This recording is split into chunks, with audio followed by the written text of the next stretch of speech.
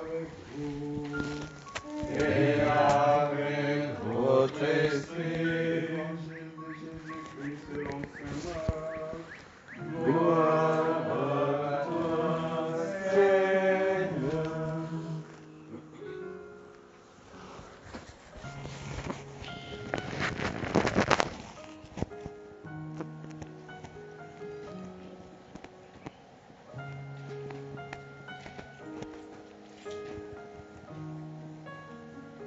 En ce temps-là, Jésus ressuscité se manifesta aux 11 apôtres et leur dit: Allez dans le monde entier, proclamez l'évangile à toute la création.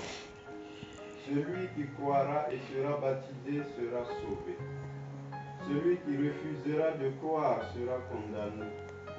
Voici les signes qui accompagneront ceux qui deviendront croyants. En mon nom, ils expulseront les démons et parleront en langue nouvelle. Ils prendront des serpents dans leurs mains et s'ils boivent un poison mortel, il ne leur fera pas de mal. Ils imposeront les mains aux malades et les malades s'en trouveront bien. Acclamons la parole de Dieu. Contia sequendo sembrerà, poemela ea e sino. Contia sequendo sembrerà, poemela ea e sino. Alleluia.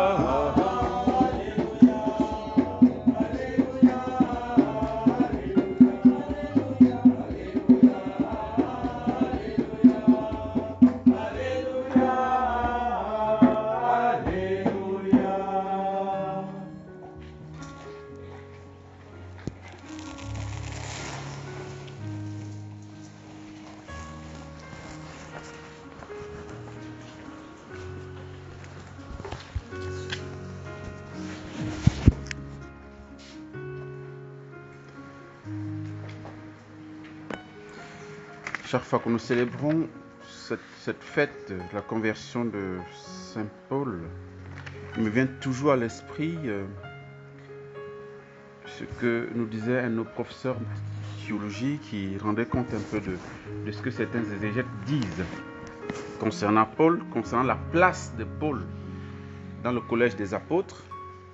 Parce que Jésus a choisi 12 apôtres comme on le sait tous.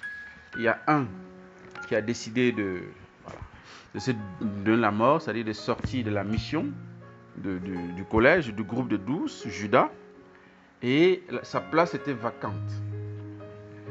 Et selon certains exégètes, cette place était réservée à Paul.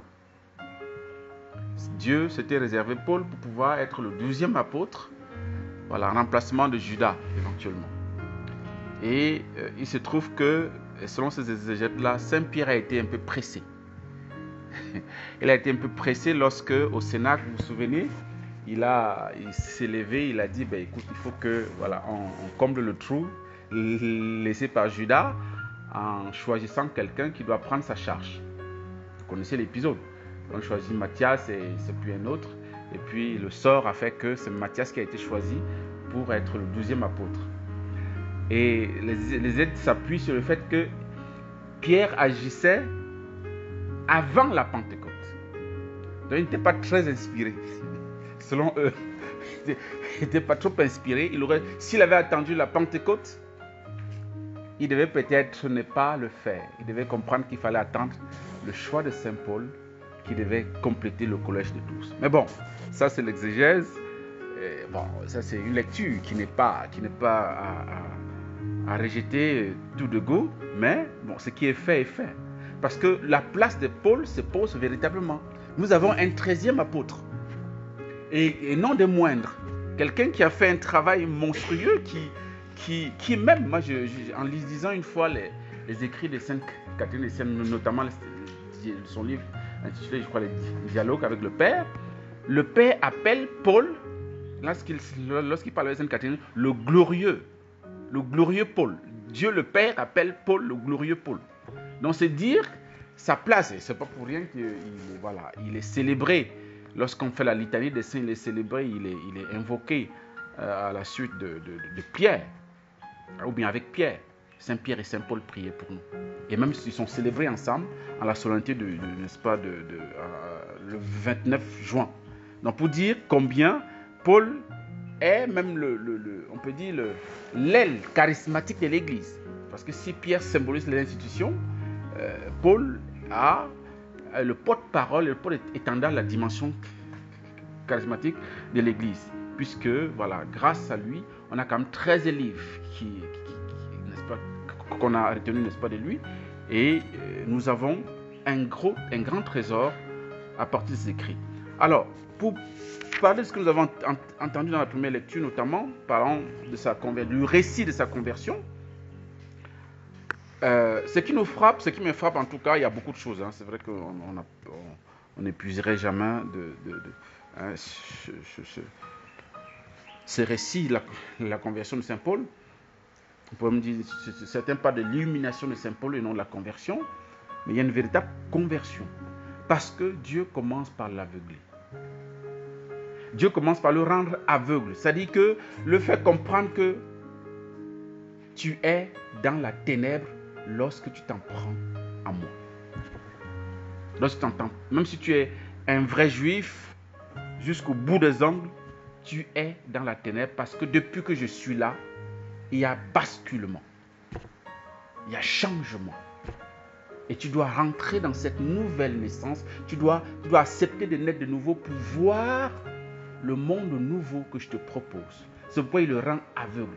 Une manière de lui dire, c'est terminé avec le judaïsme. C'est terminé. Il faut que tu passes à autre chose. Et cela, c'est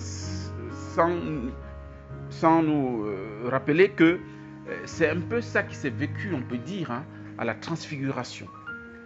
Lorsque, en présence de Pierre, Jacques et Jean, Jésus est transfiguré et il voit Moïse et Élie qui s'entretiennent avec Jésus. Il tombe face contre terre et lorsqu'il relève la tête, il ne voit plus que Jésus seul. Hein? C'est aussi une indication pour dire, voilà la seule et l'unique personne que vous devez suivre. Et la voix du Père va le dire. En reprenant les paroles du baptême de Jésus, le Père va dire, celui-ci est mon fils bien-aimé, et il va ajouter, écoutez-le. Écoutez-le. Autrement dit, lui seul doit être écouté désormais. Non plus Moïse, non plus Élie. La seule personne que vous devez écouter désormais, que l'Église doit suivre et enseigner, c'est Jésus-Christ. Et Saint Paul, faisant donc l'expérience de ce Jésus, aveuglé par sa lumière, la lumière du ressuscité, va connaître ce moment de cécité. Et Dieu, dans sa pédagogie, le Christ, dans sa pédagogie, va permettre que ce soit l'Église qui lui ouvre les yeux. L'Église pour laquelle il a pris mandat pour aller persécuter à Damas.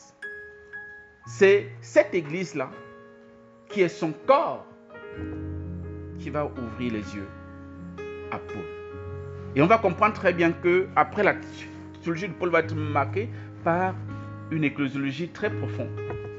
C'est lui qui dit de très belles choses, n'est-ce pas, par rapport à l'Église. Hein. Quand vous lisez, n'est-ce pas, dans sa lettre à Timothée, que nous allons fêter demain avec Tite, dans, je crois, 1 Timothée 3,15, il dit l'Église est colonne et support de la vérité.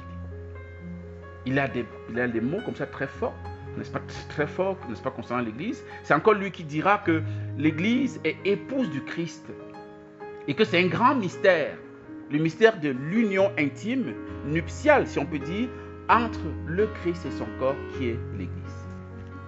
Et il va même prendre, n'est-ce pas, il va montrer, n'est-ce pas, l'analogie entre l'homme et la femme, le mariage entre l'homme et la femme, pour dire ça ne vaut pas le grand mystère qu'il y a qui unit l'Église avec son époux, le Christ. Parce qu'il a compris. Lorsque le Christ lui dit, pourquoi me persécutes-tu? Jésus n'a pas dit, pourquoi me persécutes-tu mes disciples? Non.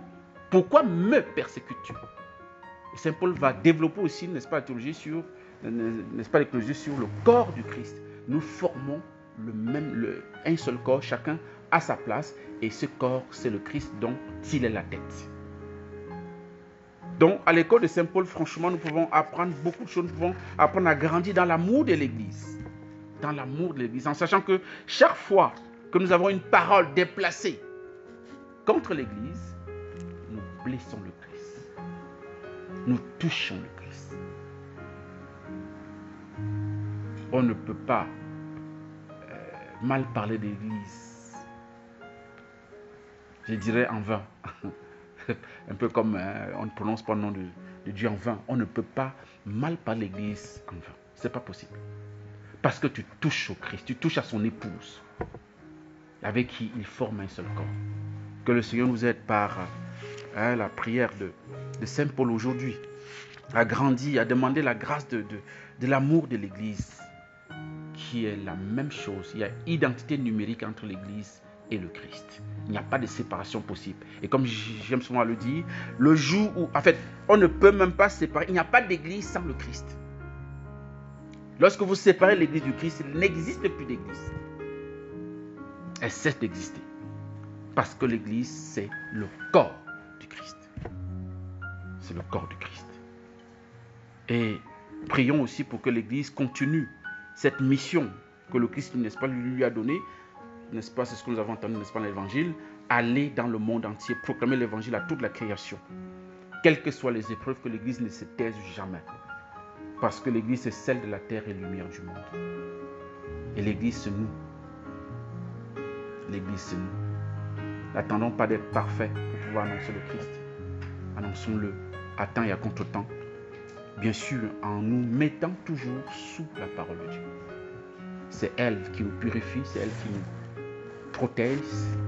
C'est grâce à elle que nous pouvons ne pas perdre le nord. En fait, le sens de notre vie. C'est elle qui est le chemin. Puisque le chemin, la vérité et la vie, c'est le Christ lui-même. Amen.